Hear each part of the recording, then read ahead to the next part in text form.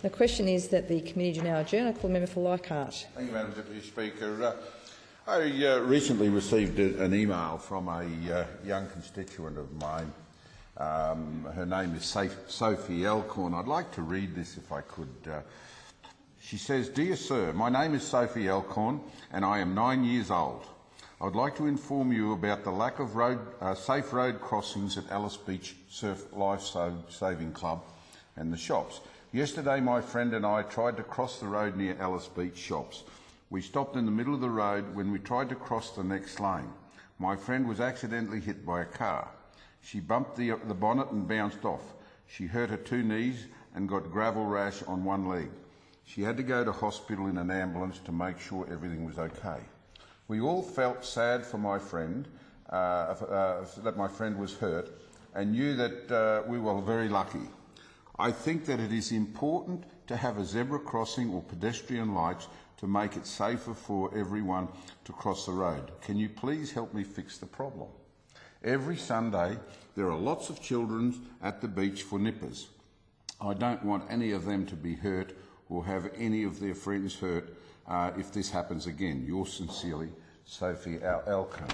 Now, I've got to say, Madam Deputy Speaker, to be able to receive, you hear lots of letters, you get lots of emails, people are raising all sorts of issues, but when you get something from a 9-year-old who has taken the time to sit down and put pen to paper and raise that issue, I think you really need to take notice of that and to treat it with a level of seriousness. I actually took the time to ring Sophie and first of all congratulated her in making the effort to raise the issue. As she said to me, her young friend was very, very fortunate that she was not badly hurt, but was very concerned that the next time she may not be so lucky.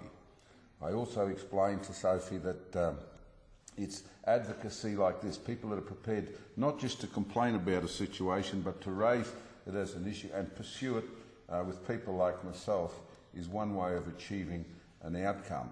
Now, I've since then spoken to the Cairns Surf Life Saving Association that are based out at Ellis Beach, and they tell me that this has been a problem that's been ongoing now for quite a considerable period of time. They said that every Sunday from May through to November, the Surf Life Saving season and the Ellis Beach Surf Life Saving Club have nippers there every day. Every Sunday. Now, there's up to about 100 of these kids that are competing. The club rooms and what have you are on one side of the highway, and this is the main Cook Highway travelling up to Port Douglas, and on a Sunday it can be very, very busy. So it's not just the kids crossing backwards and forwards the road, but they're carrying their gear, their boards and surfboards and everything else that they carry as they're participating in events.